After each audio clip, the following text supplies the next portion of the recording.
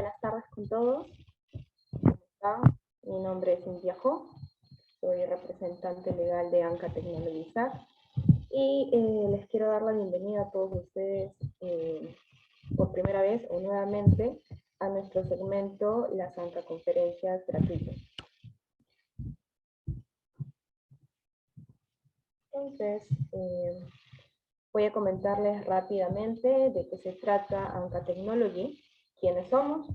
Somos especialistas en innovación e implementación de tecnología dedicados a la asistencia técnica, capacitación y desarrollo de proyectos tanto en pesca como acuicultura. Lo que queremos es acercar la ciencia desde el laboratorio hacia el mercado. Contamos con experiencia en diferentes líneas de investigación y desarrollo de sistemas productivos acuícolas para especies de gran demanda, aplicando novedosas tecnologías como la tecnología de sistema de recirculación acuícola, ¿no? El RAS, la acuaponía, biofloc, acuicultura simbiótica y más. Pueden seguirnos en nuestras redes sociales o también enviarnos cualquier consulta o mayor información en nuestro correo ancatecsac@gmail.com y bueno, las redes sociales que ya las hemos brindado por el chat. ¿Ya? El día de hoy pues tenemos una ponencia programada titulada Rompiendo el molde, protoplastos en macroalgas y su uso potencial en acuicultura. Para esta ocasión tenemos al doctor José Ávila Peltroche, y voy a leer un poco su biografía. Él es licenciado en Biología por la Universidad Ricardo Palma, en Perú. Es doctor en Ciencias por la Universidad de Chosun, en Corea del Sur.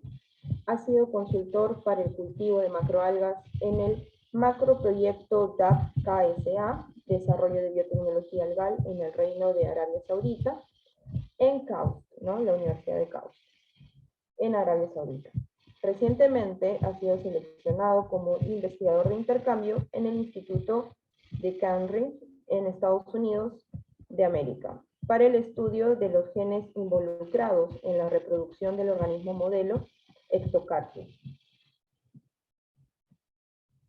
Es también investigador colaborador del Grupo de Investigación de Acuicultura Sostenible de la Universidad Científica del Sur en Perú, y cofundador y administrador de la iniciativa en divulgación científica Macroalgas Marinas del Perú. Su línea de investigación se centra en el cultivo de tejidos y criopreservación de algas pardas, con el fin de mejorar los sistemas tradicionales de cultivo. Es autor de diversas publicaciones en revistas nacionales e internacionales.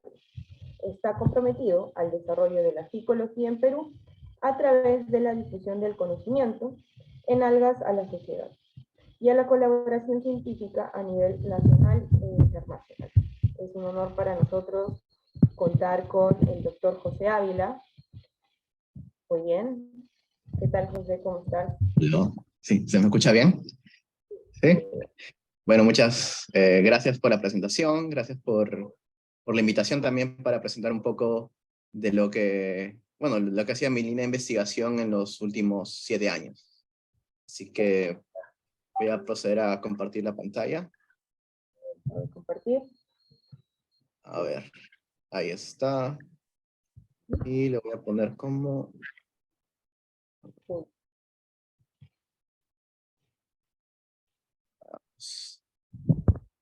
Ahí se ve como pantalla completa, me parece, ¿sí?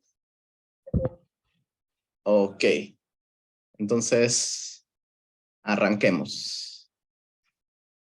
Bueno, he titulado esta ponencia Rompiendo el molde, y de repente ustedes se estarán preguntando ¿por qué, no? ¿Por qué este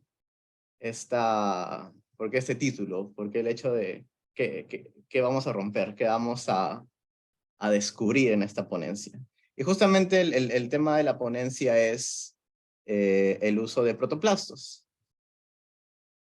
los cuales, como vamos a ver en las siguientes diapositivas, pueden y representan una herramienta biotecnológica muy importante para para la acuicultura, pero no solamente para la acuicultura, sino también para diversos usos o diversos estudios aplicativos y básicos. Así que este es un poco el contenido, ¿no? Nos vamos a ver qué son los protoplastos en sí, factores a tomar en cuenta al momento de producirlos y cultivarlos, también un poco la evolución de los estudios, la situación actual de los estudios de protoplastos, lo más importante, las aplicaciones, que creo que es por lo cual están aquí en esta presentación, y finalmente conclusiones y recomendaciones.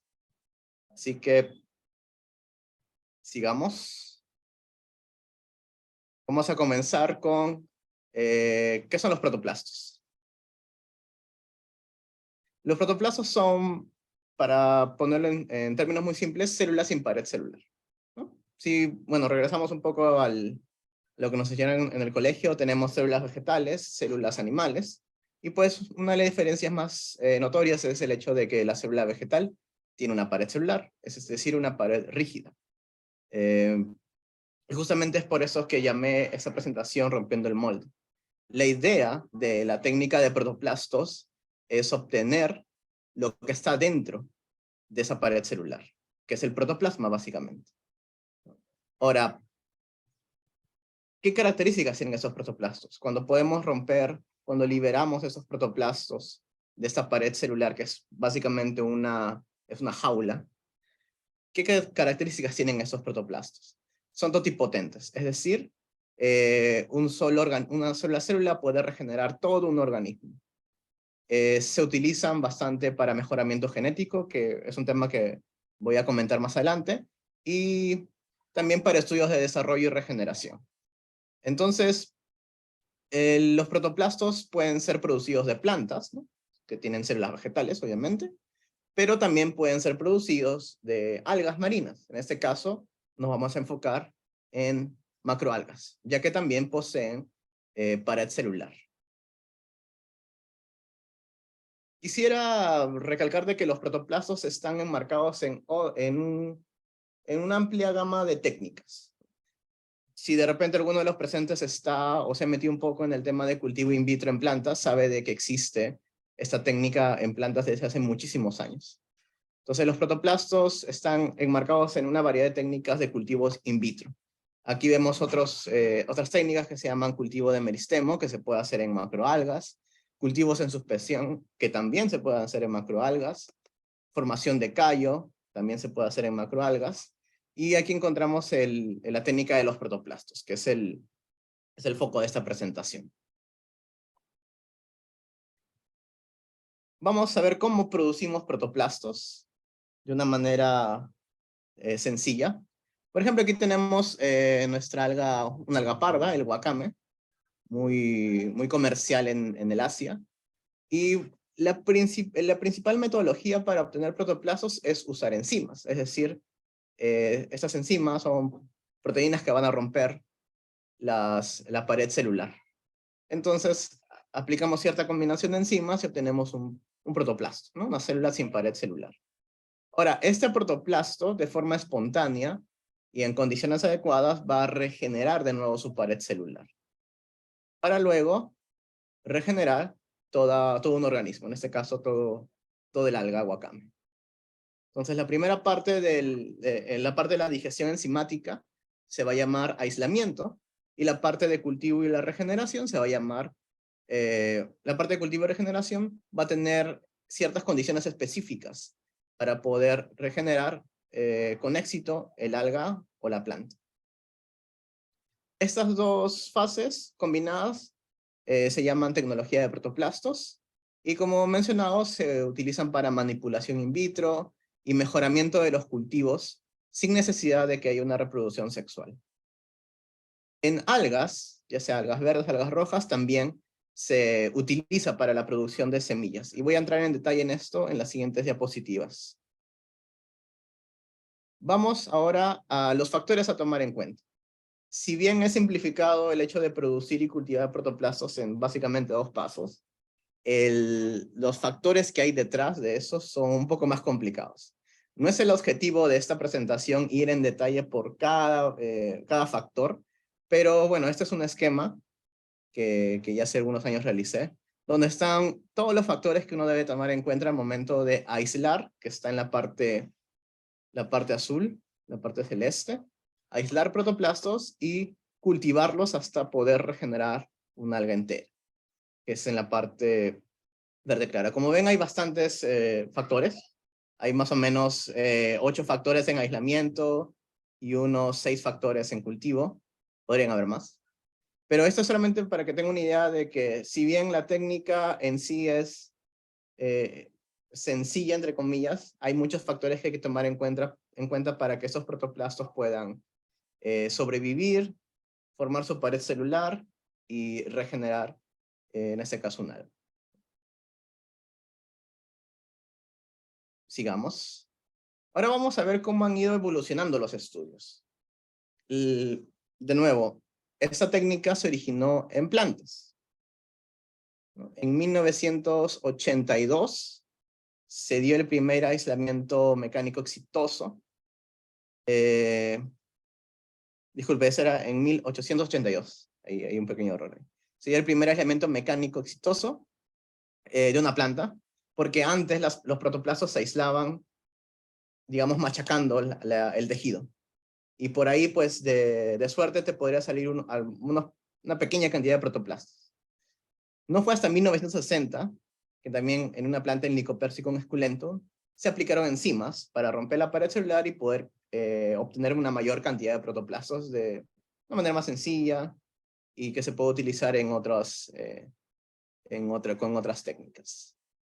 Ahora, yendo a lo que son algas marinas, en 1970 se da el primer aislamiento mecánico de una alga que se llama Bryopsis, y en 1979 se da el primer aislamiento usando enzimas en la lechuga de mar, la famosa ulma.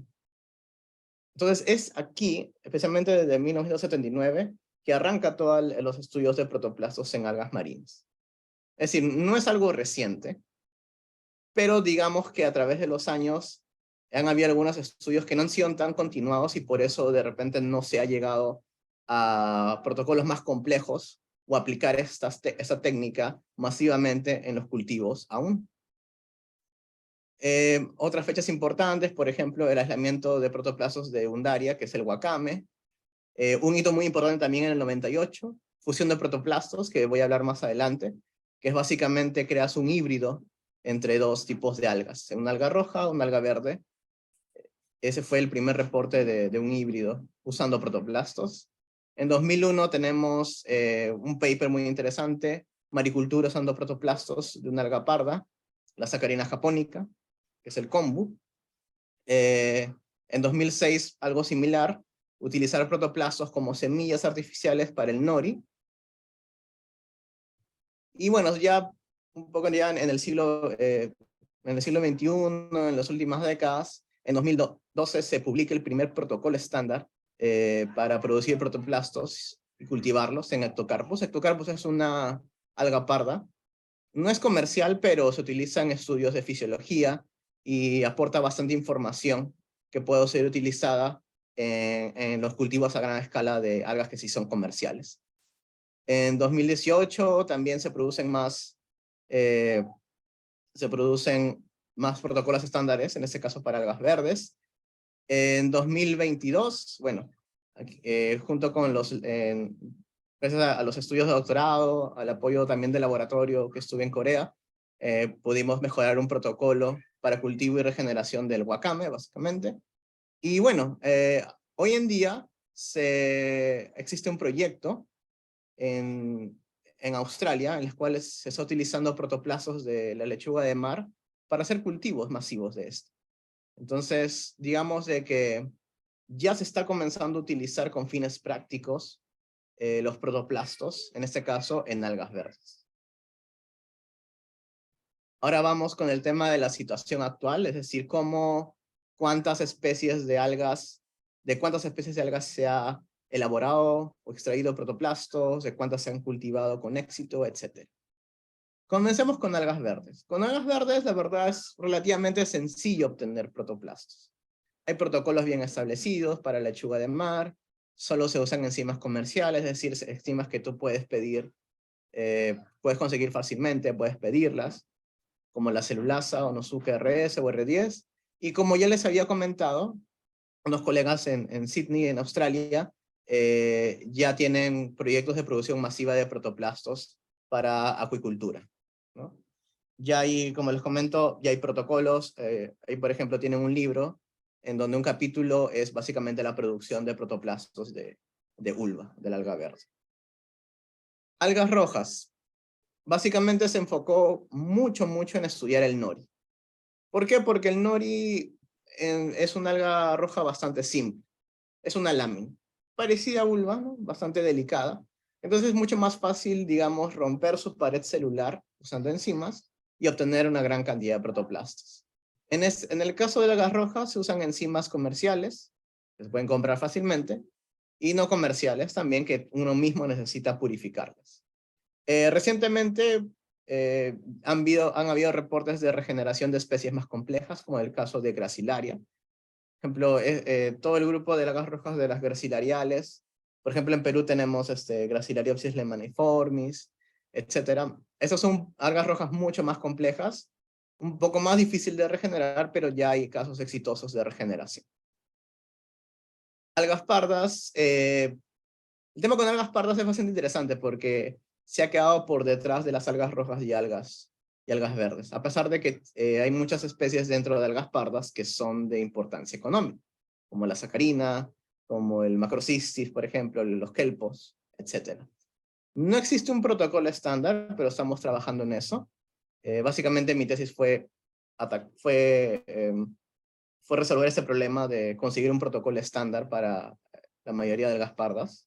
Pero hay algunos reportes bastante interesantes en Japón, por ejemplo, donde utilizan los protoplastos como semillas para cultivar, en este caso, la Laminaria japónica en el mar, con resultados bastante prometedores. Ahora, el tema siguiente es cuáles son las aplicaciones.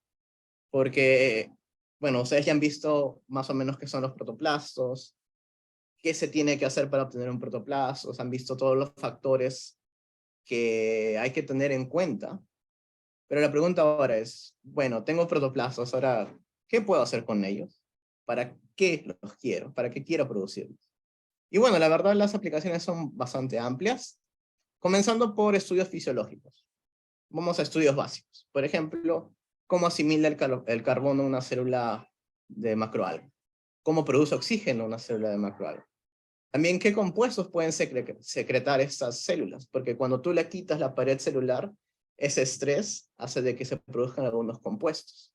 Y también, como había mencionado, un protoplasto en teoría puede regenerar toda un alga.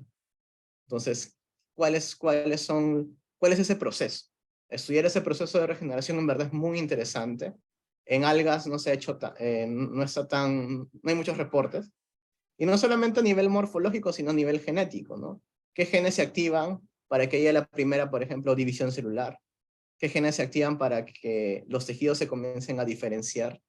Etcétera. Entonces, el protoplasto es esta unidad, esta herramienta que te permite analizar muchas características, en este caso, características fisiológicas.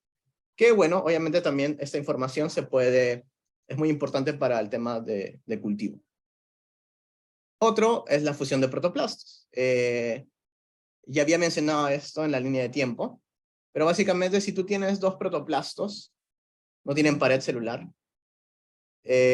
uno puede aplicar, por ejemplo, uno puede fusionarlos usando choques eléctricos, por ejemplo, o algún químico. Entonces, esas dos células se van a acercar y las dos células se van a fusionar.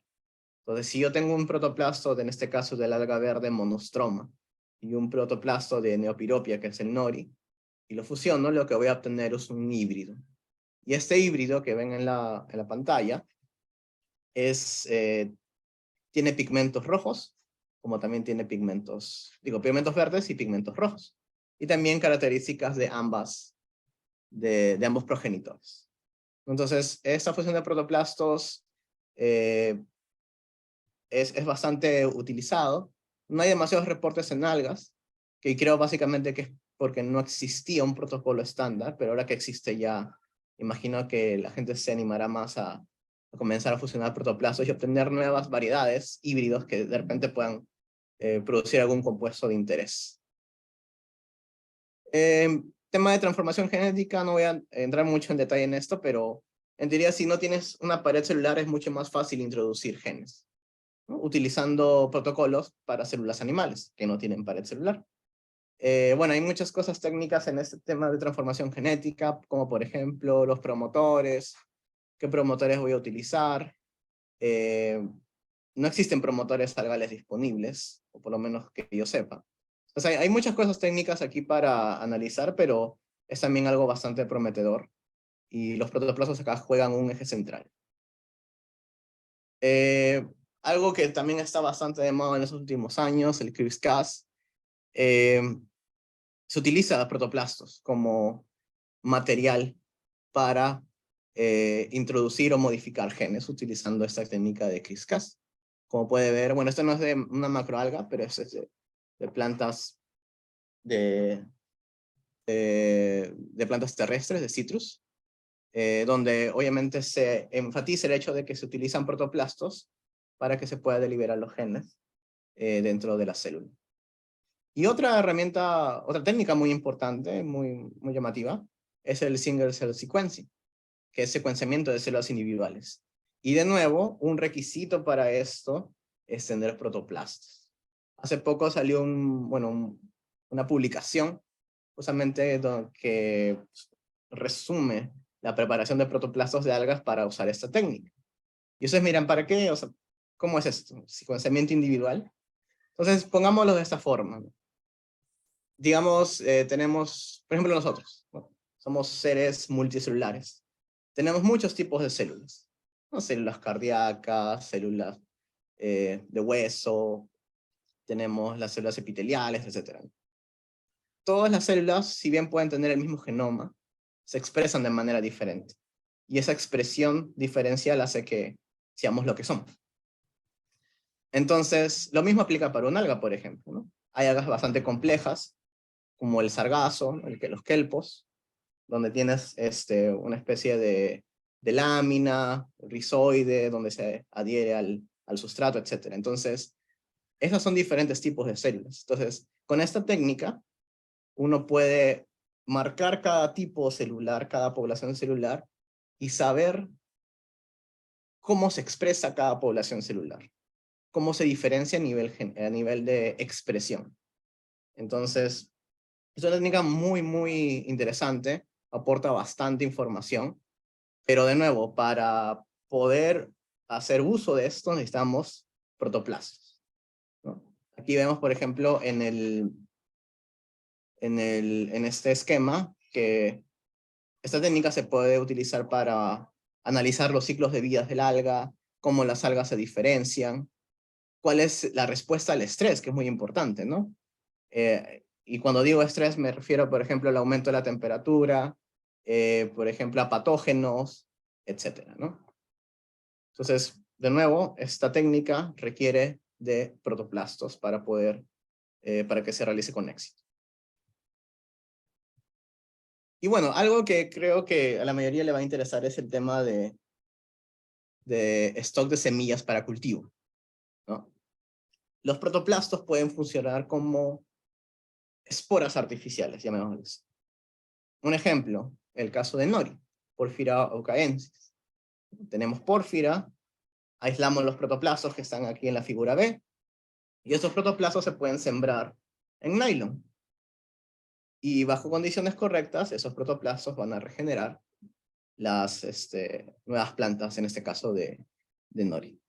Esto recién se ha realizado solamente a pequeña escala, pero bueno, es bastante prometedor, porque la regeneración de Nori es relativamente sencilla, porque el alga de por sí es sencilla. Disculpen. Y de la misma manera que se hizo en Nori, es mucho más sencillo incluso en Ulva, en la lechuga de mar. Y de nuevo, esta fotografía es de unos colegas en la Universidad Tecnológica de Sydney, donde han usado la técnica de protoplastos, que vemos aquí en los protoplastos de lechuga de mar, como semillas como esporas artificiales para producir nuevas plántulas de vulva. Aquí vemos las vulvas que vienen de los protoplastos en estos reactores, y también se pueden adherir a las cuerdas, ¿no? Ahora, ¿por qué utilizar protoplastos como esporas artificiales? Porque necesitas poquita biomasa. No, poquita biomasa. Básicamente, por ejemplo, en vulva, un gramo de vulva te va a dar, por ejemplo, 10 millones de esporas. Y en teoría, cada una puede producir una planta. También los protoplastos que tú obtienes están libres de patógenos. Son relativamente libres de patógenos si se manipulan bien. Y también uno puede producir esas esporas sin importar la temporada. Por ejemplo, cuando tú esporulas algún alga, tienes que esperar cierta temporada para que el alga naturalmente produzca las esporas. Y también tienes que analizar los factores para esporular el alga. Sin embargo, con la técnica de protoplastos, puedes producir estas esporas sin importar la temporada. Son independientes de la temporada, de si es verano, invierno, otoño, etc. Entonces, eso también es una ventaja de esta técnica. Lo mismo para las algas pardas. El problema con las algas pardas es que como son más complejas, la regeneración toma más tiempo y es un poco más delicada, especialmente en los primeros estadios. Pero sí se ha logrado utilizar protoplastos o plántulas derivadas de protoplastos que luego las amarran a cuerdas y se cultivan en mar y crecen a una talla comercial. Bueno, relacionado a esto, también un poco de la investigación que realicé en Corea, un poco utilizando la misma lógica que les mencioné en el nori, que les mencioné en la lechuga de mar para producir esporas artificiales, quise hacer algo parecido con el wakame, ¿no? Entonces la idea es que si tenemos el wakame, ese es el wakame, que es el esporofito, podemos sacar protoplastos, y aquí pasa algo bastante interesante. Los protoplastos no regeneran directamente en un alga adulta, sino que primero van a formar filamentos, los cuales a su vez recién van a formar el esporofito, ¿no? El alga que se comercializa, que se come en sopas, etc. Y aquí está lo interesante. Nosotros proponemos utilizar los protoplastos, los filamentos derivados de protoplastos, que vemos aquí, porque esos son mucho más fáciles de propagar que los protoplastos que vienen del wakame. Esos protoplastos son bastante delicados, pero una vez que forman filamentos, los puedes tener en placas Petri, los puedes tener en bioreactores, los cortas y vuelven a crecer, y bajo ciertas condiciones, en este caso bajo la luz púrpura, esos filamentos se diferencian en esos esporofitos. Entonces uno puede tener este control. Obviamente lo que se genera aquí son clones. O si tú quieres clonar una cepa de una alga parda, se podría utilizar esta técnica. Y bueno, hemos hecho algunos experimentos también tratando de adherir o de que las plántulas estas se adhieran a nylon y puedan crecer. Y bueno, ha sido exitoso por lo menos a nivel laboratorio. Y la idea es llevar esto también a mar abierto para que llegue a una talla comercial. Y bueno, vamos ahora a las conclusiones y recomendaciones, un poco para ir cerrando esta presentación y también poder dialogar con ustedes sobre cualquier interrogante que tengan. La importancia. A ver, los protoplastos, como saben, son células desnudas. No tienen pared celular. Ojo, puede haber protoplastos de hongos y de bacterias, que también tienen su propia pared celular. Entonces, los protoplastos representan una herramienta biotecnológica que se puede utilizar en estudios básicos, como mencioné, estudios de fisiología, pero también estudios aplicativos, ¿no? Un poco más tirado, digamos, al tema de acuicultura, como por ejemplo la producción de esporas artificiales o también llamadas semillas. ¿Cómo va el estudio de protoplastos ahora hasta 2023? Los mayores avances son en algas verdes. Como han visto, ya hay proyectos que van a utilizar esos protoplastos para cultivos masivos. Luego de eso están las algas rojas, especialmente el nori. Y al final están las algas pardas, donde no existe todavía un protocolo estándar. Bueno, estamos en eso, tratando de sacar un protocolo estándar para las pardas, pero justamente por su complejidad es un poco más difícil regenerarlas. Y bueno, los usos. Como había mencionado, estudios fisiológicos, transformación genética, hibridación somática, que es otro nombre para la fusión de protoplastos. Pero si vamos ya específicamente en macroalgas, tienen el potencial de ser utilizados como semillas o esporas artificiales para cultivos vegetativos cuando no se pueda lograr de manera tradicional esto. No estoy diciendo de que se tiene que utilizar el cultivo vegetativo, sino que se tiene que combinar con cultivos sexuales, cultivo vegetativo. Esto todavía no se ha explorado en muchas especies. Como repito, se está haciendo en ulva.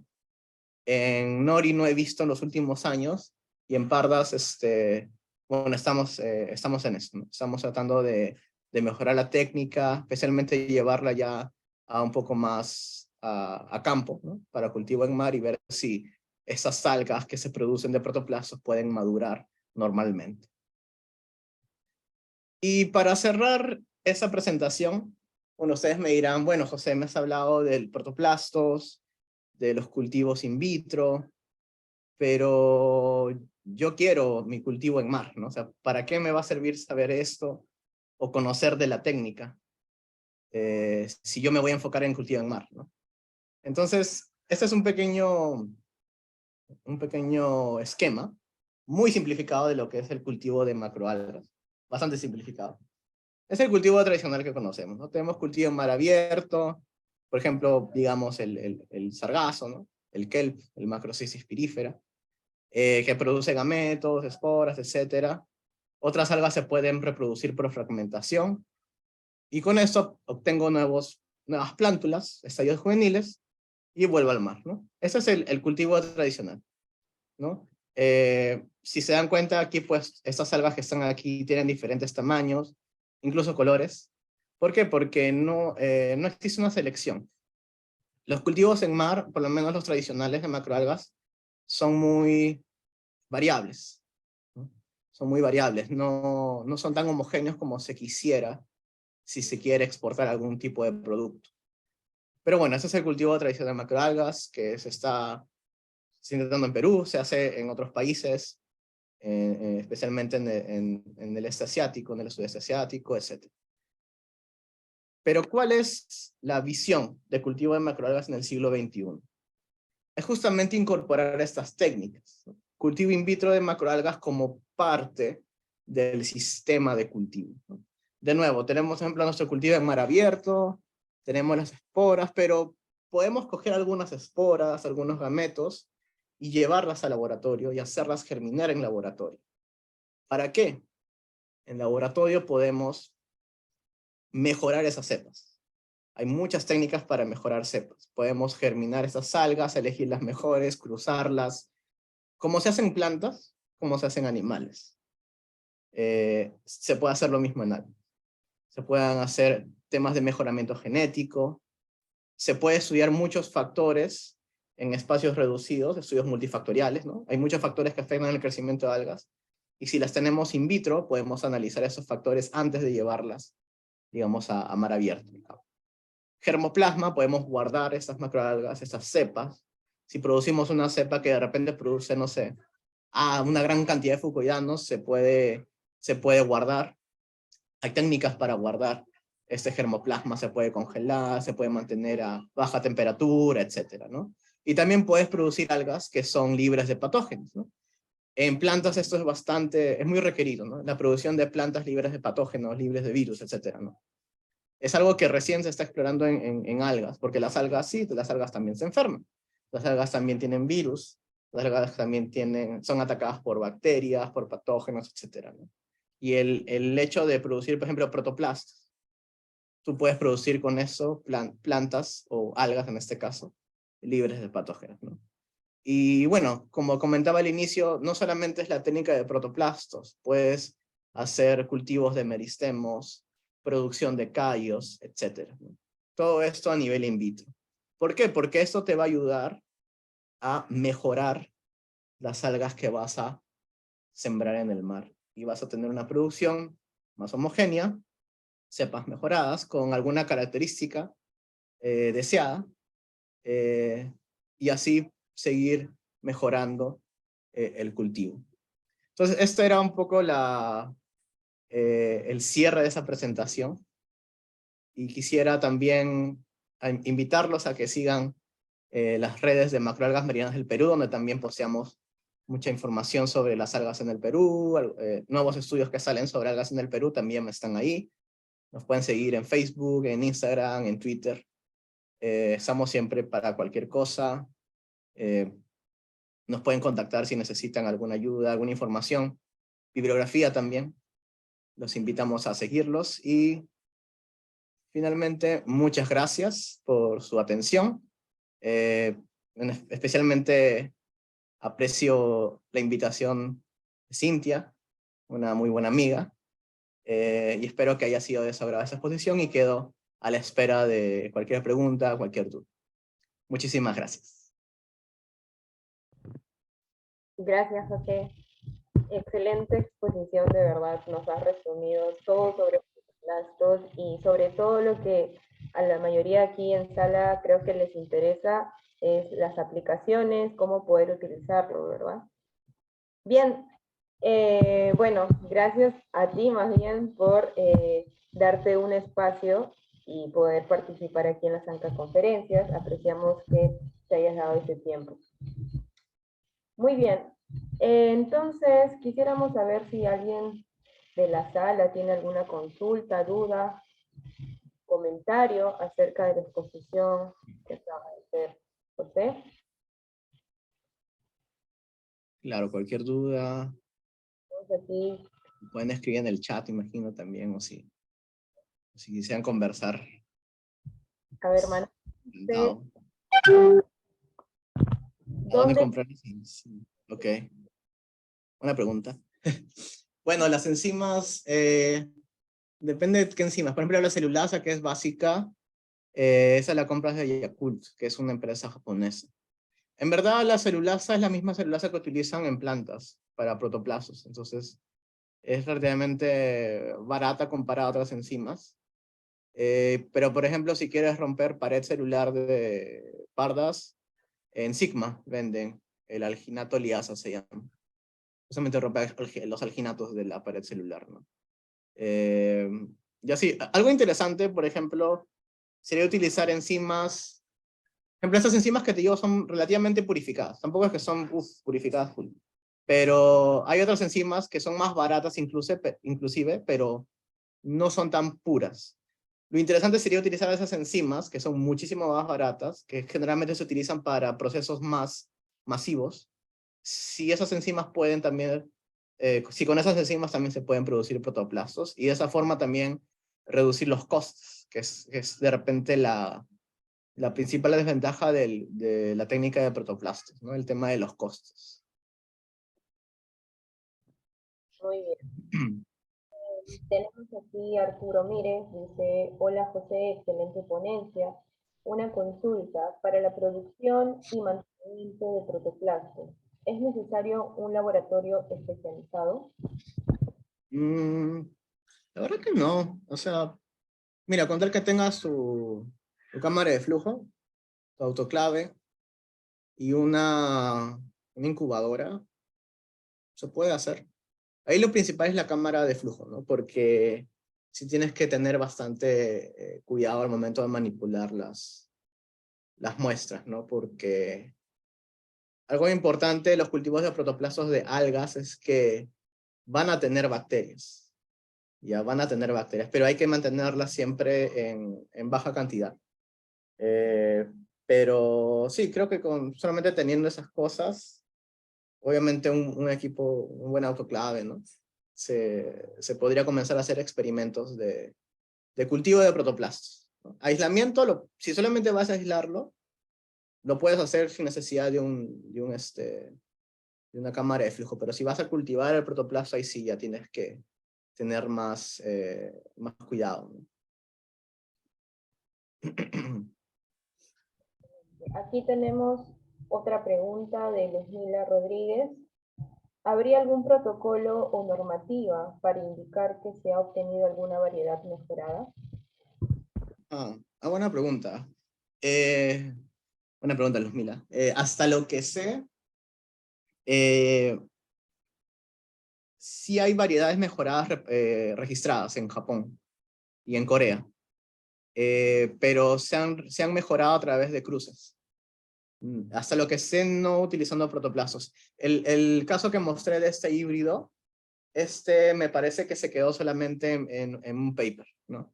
No sé si lo patentaron o lo registraron, pero sí hay normativas, bueno, en esos países para registrar variedades mejoradas. En Corea, por ejemplo, hay como 18 variedades mejoradas de algas, pero de nuevo es a través de cruces, ¿no? Entonces, el tema con los cruces es que tienes que darte tu tiempo, ¿no? Puedes producir la F1, la F2 y así, ir seleccionando.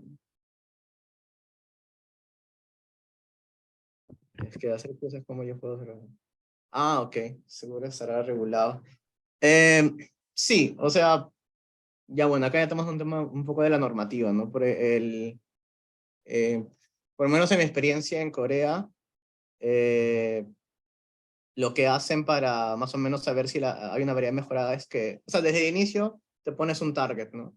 Por ejemplo, no sé, pues que mi cepa de wakame mida más de, no sé, pues de 5 metros, algo así. Entonces, ese es el target. Entonces se hacen varios cruces y al final tienes que demostrar eso a nivel morfológico, ¿no? Haciendo experimentos. No he visto tanto a nivel genético, pero sí a nivel morfológico, decir que esta variedad y compararla con la variedad, digamos, nativa, ¿no? O con el alga nativa, ¿no? Y con eso validar el hecho de que haya nuevos cruces. Pero eso solamente en morfología, ¿no? De repente, yo he visto algunas variedades que el sabor es diferente, ¿no? Entonces, ahí tienes que saber qué característica es la que quieres mejorar, ¿no? Pero claro, ahí en tema de leyes no he entrado mucho. Protocolos, como en protoplazos, como les comentaba, sí hay. De algas verdes hay un libro que está gratis en internet. Entonces, ahí por el tema de protoplazos, sí. Sí se puede obtener. Ok, entonces digamos que aquí en Perú todavía no se han reportado estudios acerca del uso de esta técnica, por ejemplo, en algas verdes, que ya se tiene un protocolo establecido.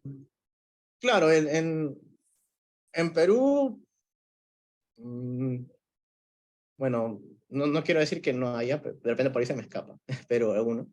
Pero no hay, o sea, no hay estudios de protoplastos en macroalgas, que es algo que entiendo porque, como comentaba al inicio, por ejemplo, el principal limitante a veces de esta técnica son las enzimas, ¿no? Eh, pero no hay ni de cultivo, ni de aislamiento, ni de cultivo. Eh, pero sería interesante comenzar a explorar, por ejemplo, en verdes, que ya se ha hecho bastante y que es más fácil y más barato producir. Entonces, eso, y con respecto a otras técnicas, por ejemplo, cultivo de callos, cultivo de meristemos sí hay, sí he visto, pero cultivos de callos, por ejemplo, también es algo que es interesante, porque con callos tú puedes obtener células libres, y con esas células libres tú las puedes mantener en bioreactores. Entonces, eso es algo bastante interesante, que poco se ha explorado tanto en Perú como a nivel mundial, ¿no? Eh, pero sí es un área bastante que no se ha trabajado mucho, no solamente a nivel Perú, sino a nivel mundial, no se ha trabajado tanto. Pero mencionabas algo sobre estudios multifactoriales. Estos estudios, ¿cuánto tiempo llevarían? Ya. Por Para- ejemplo, a ver. mm, ya, por ejemplo, en el caso, por ejemplo, si yo quiero saber, por ejemplo, el esquema que yo les puse de los factores, o sea, hay muchos factores que afectan el aislamiento y el cultivo. Entonces, por ejemplo, yo ahí en el laboratorio hicimos estudios multifactoriales. Entonces, en un mes o en 3 semanas, no, en 2 semanas creo que cogíamos 10 factores y elegíamos los mejores. y sobre esos mejores elegíamos los valores óptimos para obtener, en este caso, mayor cantidad de protoplastos, ¿no? Entonces, pero para eso tú tienes que ya saber qué factores van a afectar, ¿no? O sea, no puedes entrar a ciegas, tienes que ya saber a priori a través de tu revisión bibliográfica, etcétera, qué factores. Entonces, por ejemplo, 10 factores. Entonces haces un diseño experimental para reducir 10 factores y de ahí optimizas. Entonces, es algo que hemos hecho en el laboratorio, ¿no? Yo tengo publicado un trabajo sobre eso y fácil va a salir otro este año, espero. Pero sí, eso es lo bonito de tenerlo en escala pequeña. Pero no solamente en protoplastos, de repente, no sé, si quieres optimizar la cantidad de esporas que produce, no sé, pues tu gracilaria o tu nori, si haces un buen diseño experimental, con pocos experimentos puedes saber, puedes optimizar, ¿no? Puedes obtener esta ecuación matemática que te diga bajo tales parámetros te sale, no sé, pues 10 millones de esporas, 2 millones de esporas. Eso es lo bueno. Bien, creo que no hay más preguntas, entonces lo prometido es deuda. Había comenzado, había publicado que pues vamos a realizar un sorteo, ¿no?, de un certificado para los participantes que se encuentran el día de hoy. Y pues para esto tengo preparada la ruleta.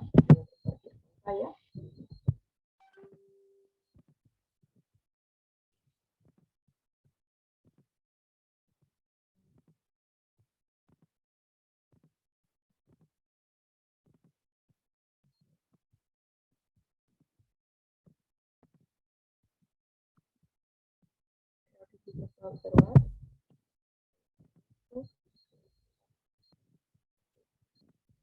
Entonces, aquí en la ruleta tenemos a la mayoría de todos los participantes el día de hoy, que han ingresado temprano.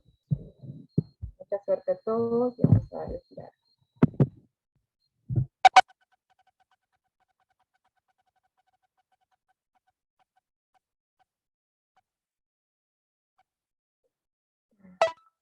Luzmila. Muy bien, Luzmila. Entonces, gracias. Qué bueno. Tienes que seguir nuestras redes sociales. Bueno, comentarles que también esta conferencia está siendo grabada y va a ser subida a nuestro canal de YouTube, en donde lo van a poder observar si ingresaron tarde o quieren de repente volver a ver esta ponencia para ver más detalles. Lo pueden ver en YouTube, en nuestro canal. Están las redes sociales en el chat. Y antes de despedirnos, quería hacerles un último anuncio.